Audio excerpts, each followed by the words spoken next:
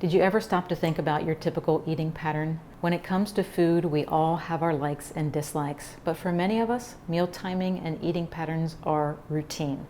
We eat breakfast before starting our workday, grab a sandwich for lunch at noon, have dessert after dinner, and sprinkle in a few snacks and drinks throughout the day to pass the time and stave off hunger. Routines are comfortable and easy, but are the ones you've established working for you? If you've been trying to lose weight without success, it might be time to reimagine your meals and meal timing. I'll discuss how to do that in this video. Why do we have cereal for breakfast, eat lunch at noon, and have dessert after dinner? While many things factor into our behaviors, the main drivers are habits and social norms. Now, there's nothing wrong with having individual or shared habits. In fact, they help us. When we have patterns to our day, it reduces the amount of conscious thinking that our brains must dedicate to basic survival so that we can work on bigger and better things. However, if you found weight loss to be elusive, it could be that your established eating patterns are working against your goal. So here are 6 pattern disruptors or action steps to take over the next couple of days that will shake up your daily routine and lead to a new result. When it comes to breakfast, we've been taught to think of it as a very important meal that stimulates your metabolism, and there is some truth to that statement. Whenever we eat, the process of digestion takes energy and creates heat, and this is known as the thermic effect of food, and it does add a bit of a charge to your metabolism. However, the true metabolic boost that wakes us up and gets us going is caused by a complex interaction between your nervous system and hormones, and that will occur every morning regardless of what you eat or even if you eat nothing. So with this understanding, you can reimagine breakfast in 2 ways. The first is to continue eating it, but cut the carbs and add protein and healthy fats. Typical breakfast foods include toast, cereal, pancakes or waffles, and a big glass of orange juice.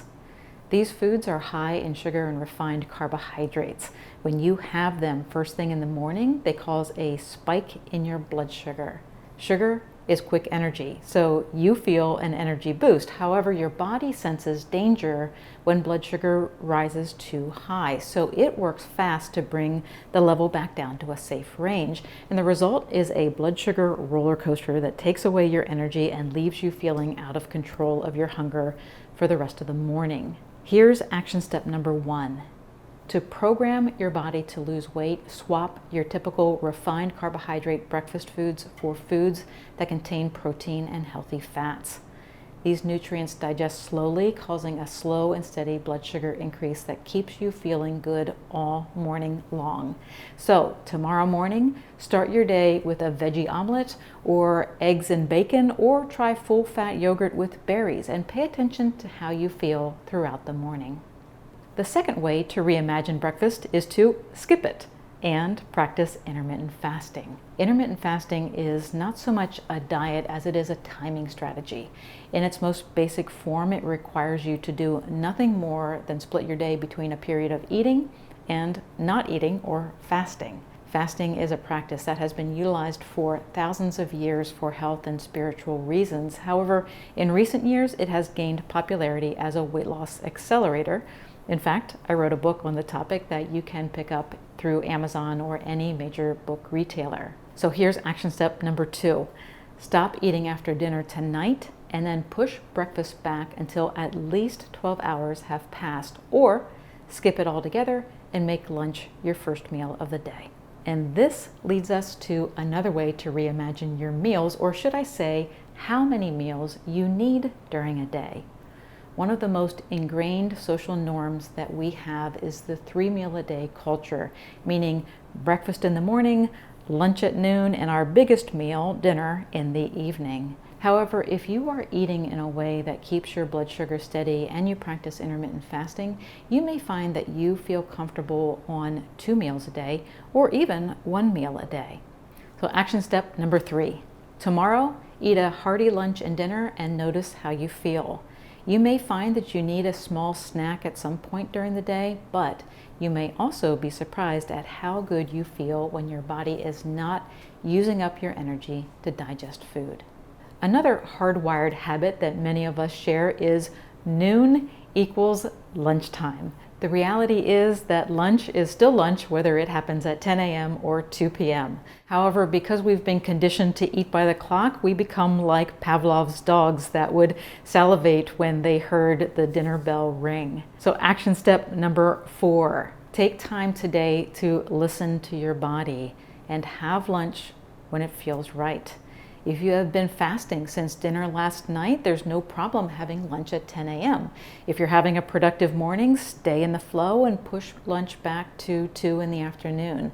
You'll discover that your body is just fine either way. Another way to shake things up and get weight loss happening for you is to think of salad as a meal, not a side dish.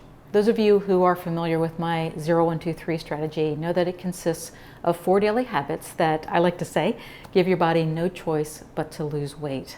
One of those habits is eating a salad as one of your meals. If you have trouble losing weight, you'll find that this one change can make a significant difference.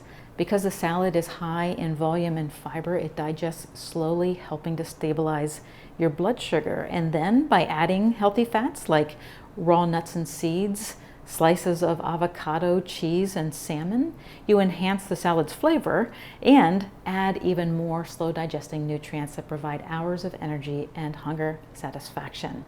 Action step number 5, today have a meal-sized salad for lunch or dinner. Another very common pattern that we've adopted as a society is that dinner is followed by dessert. And there's no doubt that eating is an enjoyable activity, and many times we don't want that enjoyment to end. So even if we are feeling full, we look for a sweet treat for dessert.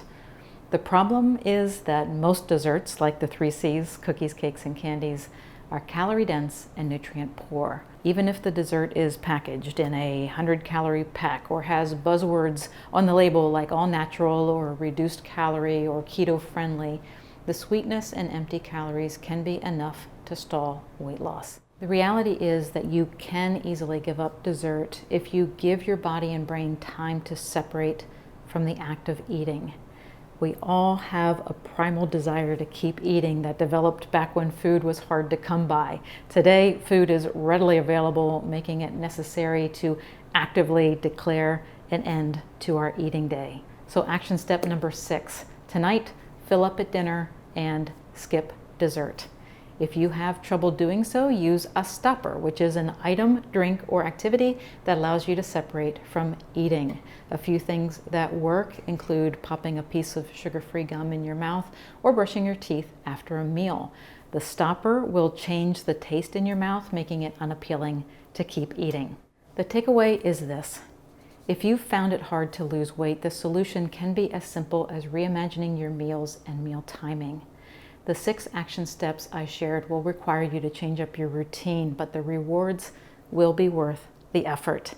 If you would like more help in changing your habits, I encourage you to download my free 0, 1, 2, 3 strategy. It comes with a free video series that is not available here on YouTube that will help you get the most out of the strategy. Please click the subscribe button before you go. Thanks for watching.